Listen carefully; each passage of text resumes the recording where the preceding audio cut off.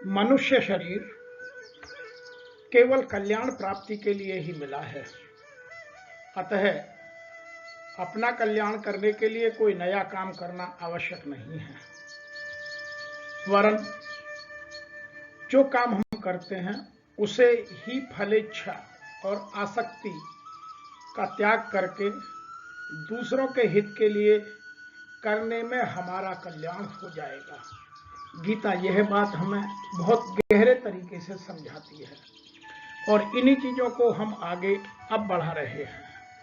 और आज इसी क्रम में गीता की मनोवैज्ञानिक व्याख्या के तारतम्य में अध्याय 3 के श्लोक संख्या 11 से 15 तक की व्याख्या करेंगे।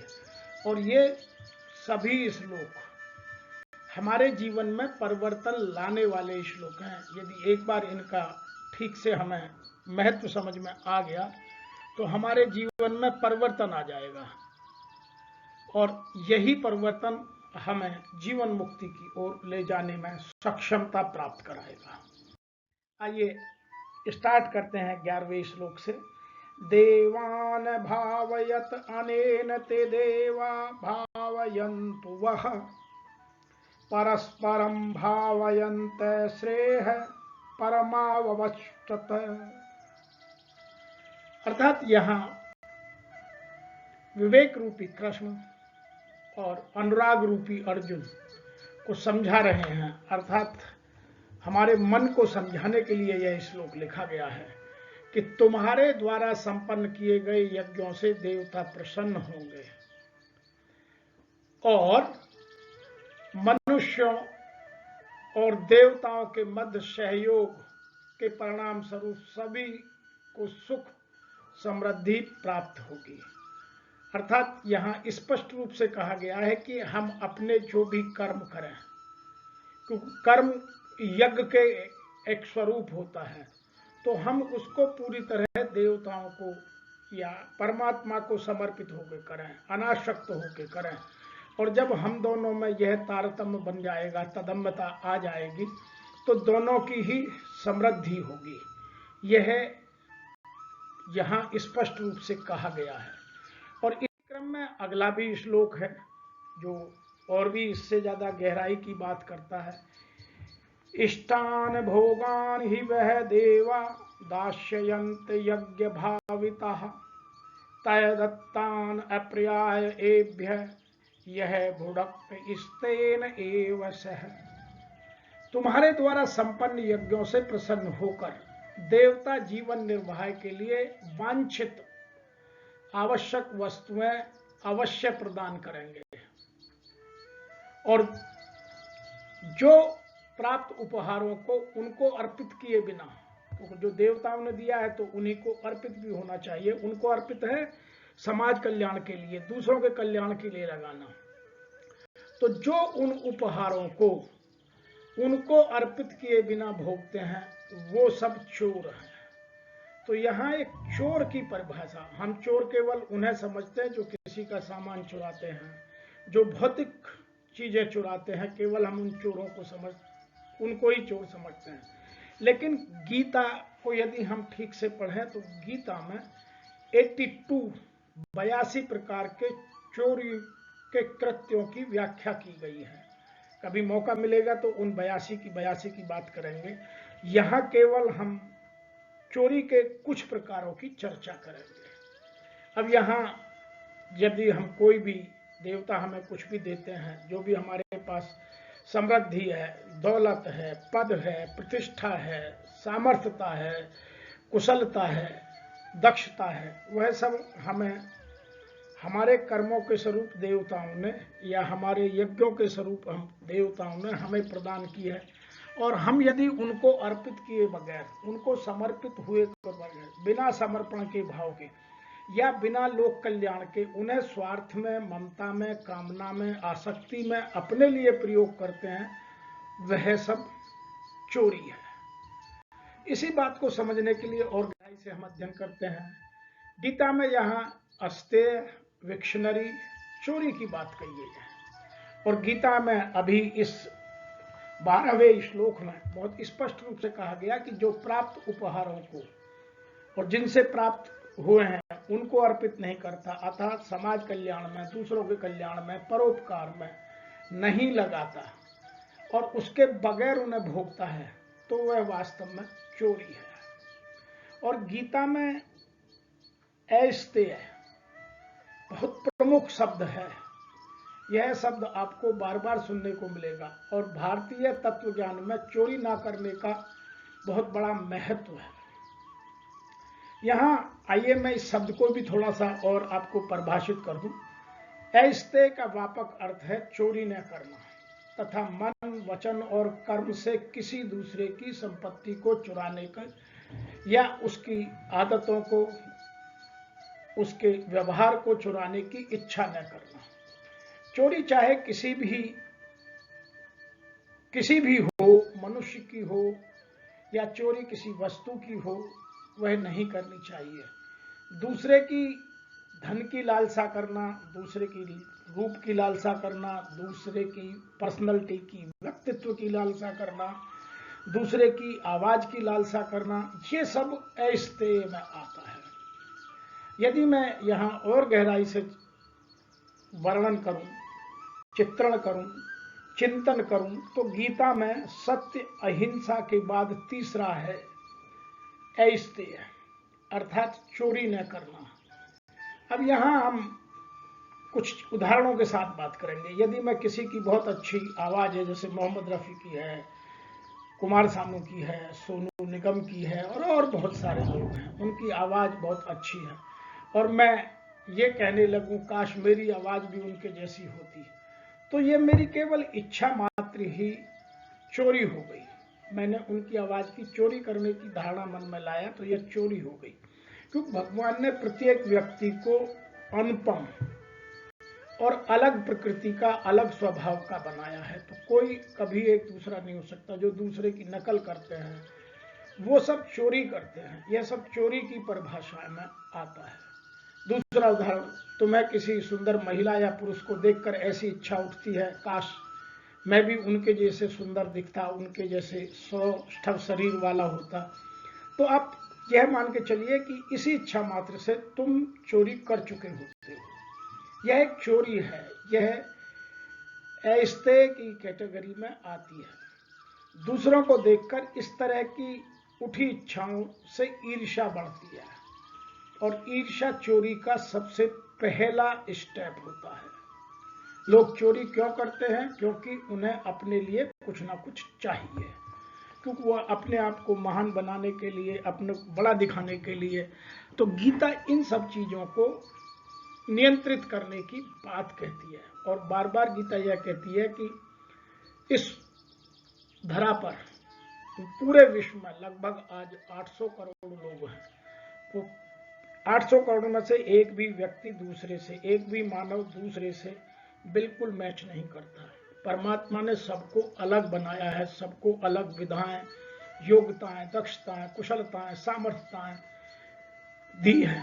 वह अपनी को बढ़ाए, अपनी को आगे करे, किसी की चोरी करने की कोशिश ना करे। गीता यहां यह हमें समझाने की कोशिश करती है और जब हम में यह आ जाएगी तो फिर हम में किसी से ईर्ष्या होने की गुंजाइश लगभग शून्य की हो जाएगी। अतः हमें इसको समझना बहुत आवश्यक है। अगले श्लोक में और भी गहराई की बात कही है।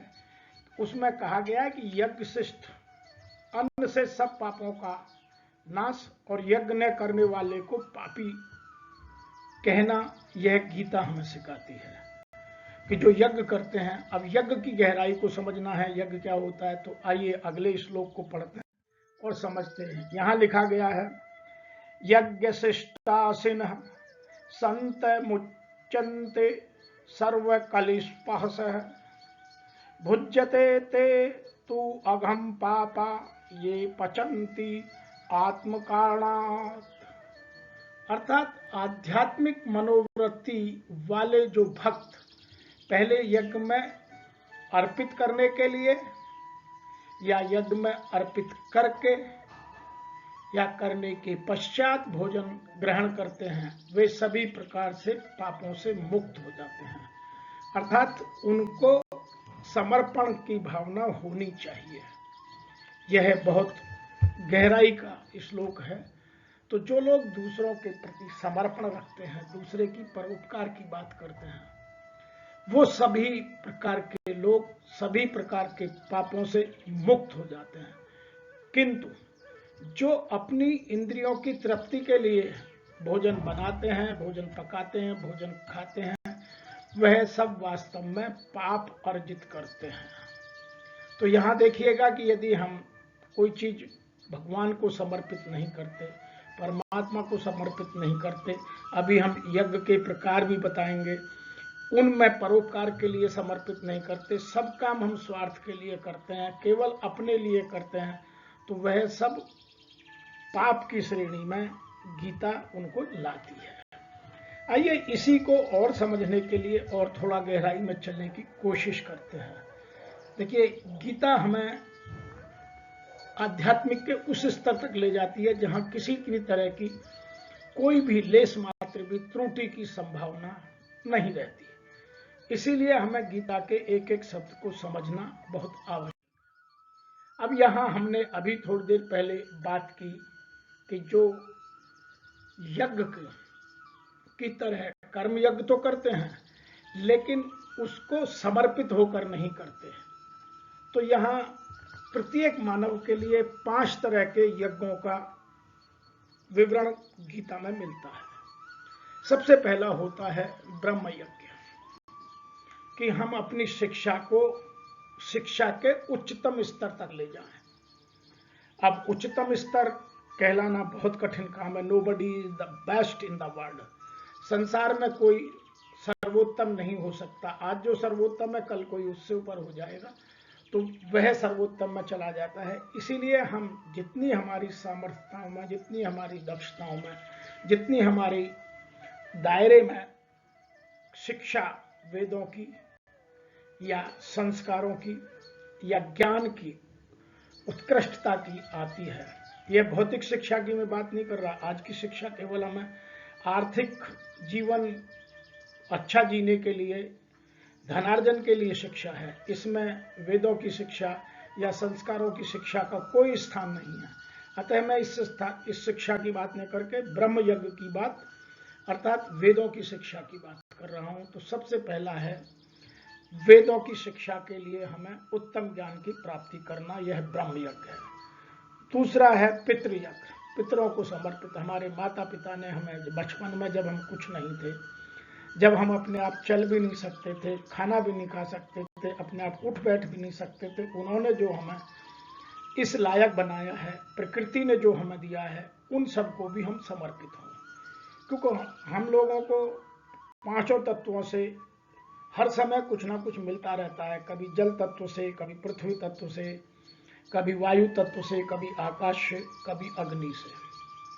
हमारा शरीर उन्हीं से लेकर के सौष्ठव, बलिष्ठ और आकार प्रकार पकड़ता है। तो हमें पितृयज्ञ की श्रेणी में इन सबको डालकर पितरों के प्रति समर्पित होना चाहिए। तीसरा होता है देव यज्ञ, क्योंकि हम स्वयं सब कुछ नहीं पा सकते, दूसरों से हमें लेना होता है। तो जो हमें देते हैं वो देव कहलाते हैं। देने वाला हमेशा देवता कहलाता है। तो हम देवताओं को भी समर्पित हों। अब यहाँ देवज्ञ की जो बात है, लोग बाग उनको उन देवों को मानते हैं जो वास्तव में माने नहीं जाते। बहुत सारे लोगों ने जो मूर्ति पूजा है या किसी और धर्म में कुछ और है, वो अलग अलग धर्मों में कुछ ना कुछ पाखंड हैं। उन पाखंडों की बात गीता नहीं करती। गीता देवज्ञ में जो हमें देते हैं उनको देवता की श्रेणी में रखकर उनके प्रति समर्पित होने की बात करती है।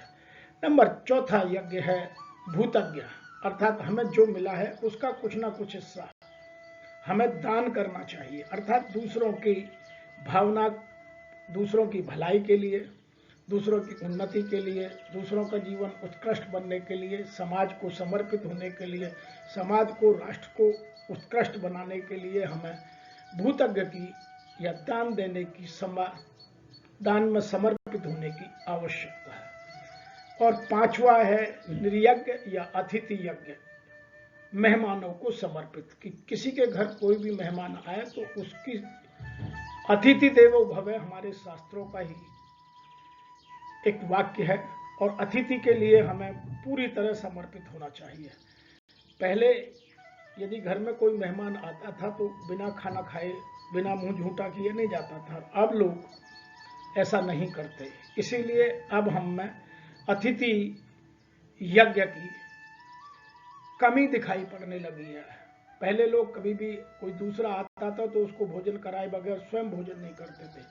और आज वर्तमान में गांवों में भी, शहरों की तो बात ही छोड़ दीजिए, गांवों में भी लोग जब तक कोई मेहमान बैठा है तब तक खुद खाना नहीं खाते और अपने को भी उस खाने से वंचित रखते हैं, उसके जाने के बाद खाना खाते हैं। तो यह निर्यज्ञ या अतिथि यज्ञ के विपरीत व्यवहार है। इसीलिए हमें इन सब को जानकर इन पांचों यज्ञों में अपना जीवन समर्पित करने की आवश्यकता है। अब हम अगले श्लोक पर चलते हैं, हमारे सबके लिए बहुत आवश्यक है, और वह है 14वां और 15वां श्लोक।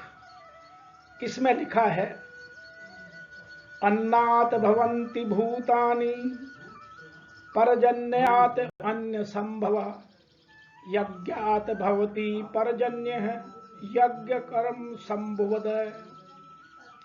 कर्म ब्रह्मोद्भवम् विद्धि ब्रह्म अक्षर समुद्भवम्, तस्मात् सर्गगतम् ब्रह्मम् नित्यम यज्ञे प्रतिष्ठम।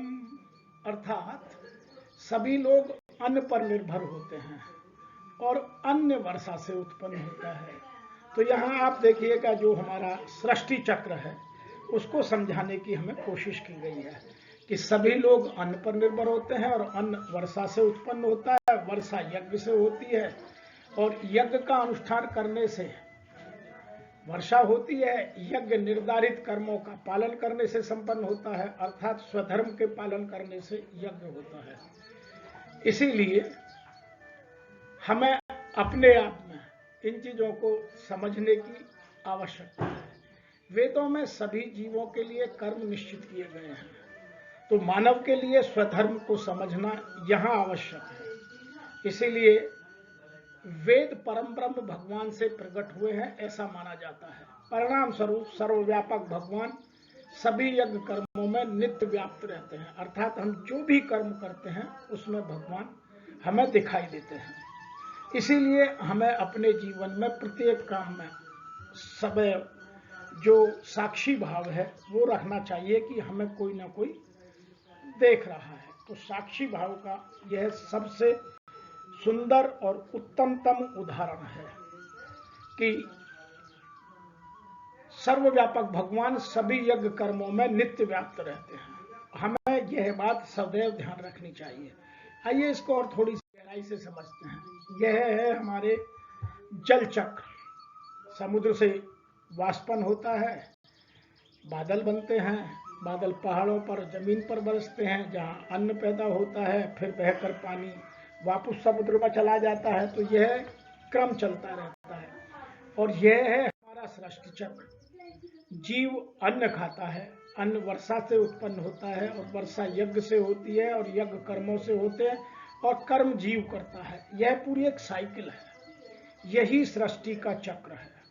तो हमें यज्ञ को, जो अभी हमने पांचों प्रकार के यज्ञों की बात की थी, उनको गहराई से समझकर अपने जीवन में अपने प्रत्येक यज्ञ को करना बहुत आवश्यक है।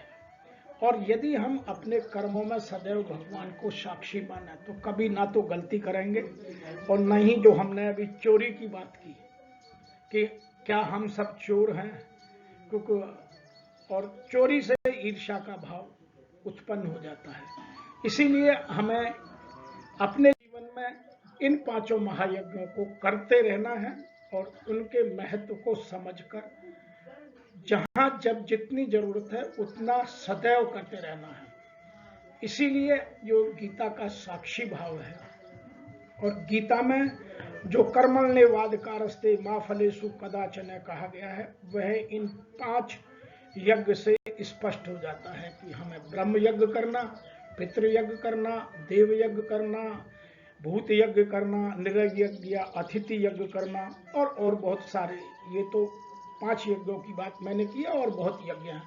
और यज्ञ का मतलब है स्वधर्म का आसक्ति भाव से, अनासक्ति भाव से, अनासक्ति भाव से पालन करना जीवन को उत्कृष्ट बनाता है और यही जीवन जीने की कला है, यही गीता सिखाती है।